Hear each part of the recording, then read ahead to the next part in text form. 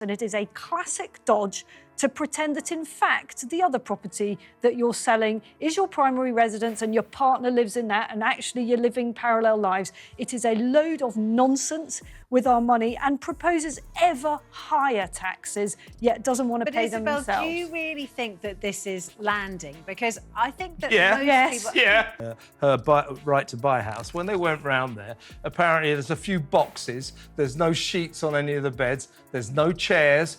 So, so if she revealed that letter, it would show that she was trying to avoid tax, which isn't the done thing, but isn't illegal. And I suspect that's where she's got herself tangled up in. 5 out of 7 new homes going to immigrants? That's the shocking claim Isabel Oakeshott hurled at Angela Rayner on live TV. But it's not just about houses, it's about who gets to call Britain home. Before we move on, I'd like to ask you a small favor. If you appreciate this content, please take a second to like this video and subscribe to the channel. Over 98% of you watch the videos without subscribing. It costs you nothing, but it makes a huge difference to us. So, did you click the subscribe button? Great, thank you so much. Now, back to the video. As Rayner fumbled for answers, Oakeshott didn't let up. She exposed Labour's vague promises and lack of transparency. Who are these 1.5 million new homes really for? The answer might surprise you. In the UK, over 1.2 million families are currently languishing on social housing waiting lists. This staggering figure paints a grim picture of the housing crisis gripping the nation. This is a really simple rule, and you and I can disagree with it. In fact, I do disagree with it. Sure. But here is the rule.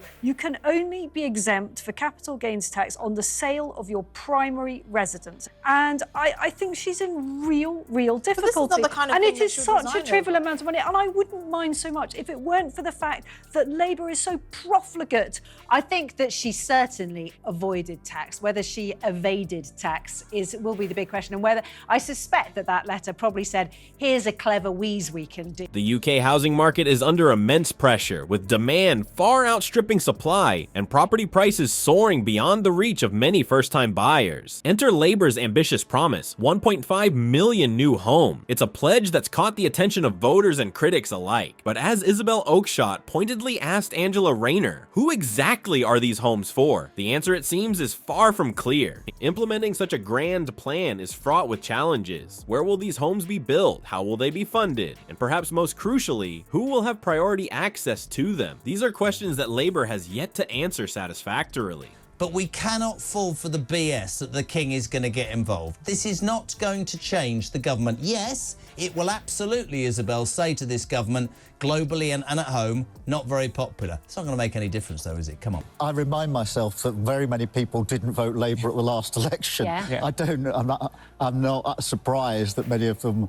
want a rerun. That isn't how our system works. There will be plenty of people who didn't want us in the first place. I mean, just ridiculous. I mean, Nigel Farage is one of the most popular politicians in the country. That's why millions of people voted for him and his party at the last election. Housing experts and economists have expressed skepticism about the feasibility of Labour's promise. The current economic climate, coupled with ongoing supply chain issues and skilled labor shortages in the construction industry, makes building 1.5 million homes a daunting task. Critics argue that without a clear timeline and funding strategy, Labour's housing pledge risks becoming another in a long line of broken political promises. But it's not just the logistics of building these homes that's causing concern. The lack of transparency in Labour's housing allocation plans has left many British citizens feeling uneasy. With average wait times for social housing already at alarming levels, there's growing anxiety about who will benefit from these new homes. Oakeshott's relentless questioning exposed a glaring gap in Labour's policy, the absence of a clear commitment to prioritize British citizens in housing allocation. This lack of clarity has fueled speculation and raised uncomfortable questions about the intersection of housing policy and immigration. As we delve deeper into this issue, it becomes clear that the housing crisis is not just about bricks and mortar. It's about the very fabric of British society and who gets to be part of it. The debate raging between Oakeshott and Rayner is just the tip of the iceberg. iceberg. As we turn our attention to the immigration aspect of this crisis, the stakes couldn't be higher for the future of UK housing policy. Labour's promise to build 1.5 million new homes is now facing a stark reality check. Since the party took charge, over 20,000 migrants have crossed the channel, adding unprecedented pressure to an already strained housing system. This isn't just about numbers on a page, it's about real people needing real homes. The UK's current immigration policies seem to be at odds with its housing goals. While Labour pledges to tackle the housing crisis, they've overseen a dramatic increase in the number of hotels housing migrants, from a handful to a staggering 220. It's a band-aid solution that's costing taxpayers millions and doing little to address the root of the problem. So, what happens when you combine a severe housing shortage with a surge in immigration? The math doesn't add up. Labour's grand housing promises are colliding head-on with the reality of increased migration. It's a perfect storm that's leaving both longtime residents and newcomers struggling to find adequate housing. The strain on local resources is palpable. Schools, healthcare services, and social support systems are buckling under the pressure. And let's not forget the impact on the housing market itself. With demand skyrocketing, prices are climbing beyond the reach of many first-time buyers and low-income families. But here's where it gets really interesting. Remember Oakeshott's claim about 5 out of 7 new homes going to immigrants? While the exact figure is debated, it's clear that a significant portion of new housing is being allocated to accommodate the influx of migrants. This raises some tough questions about who these 1.5 million promised homes are really for. So how has Labour responded to this growing crisis? Their actions speak louder than words. Despite promises to stop using hotels for housing migrants, the number has actually increased. It's a far cry from the decisive action many voters were hoping for. But perhaps the most shocking revelation is this: only 3% of illegal migrants have been deported since 2018. It's a statistic that calls into question Labour's ability to effectively manage immigration and its impact on housing. As we grapple with these complex issues, one thing is clear: the future of UK housing and immigration policy hangs in the balance. The decisions made today will shape the fabric of British society for generations to come. Are we prepared to have the difficult conversations needed to find a sustainable solution? The clash between Labour's lofty housing promises and the harsh realities of immigration has left Britain at a crossroads. On one side, we have the pledge of 1.5 million new homes, a beacon of hope for those languishing on housing wait lists. On the other, we face the stark reality of over 20,000 channel crossings and a mere 3% deportation rate for illegal migrants. This mismatch between words and actions highlights the urgent need for transparent, effective policies that address both housing and immigration. As it stands, Labour's vague plans and lack of clear priorities have left many Britons questioning who these new homes are really for. The strain on local resources is palpable, with schools, healthcare, and social services buckling under the pressure. It's a situation that demands immediate attention and concrete solutions. So where do we go from here? Can Labour bridge the gap between their ambitious housing goals and the realities of immigration? Or will British citizens continue to feel left behind in their own country? The answers to these questions will shape the future of UK housing and immigration policy for years to come.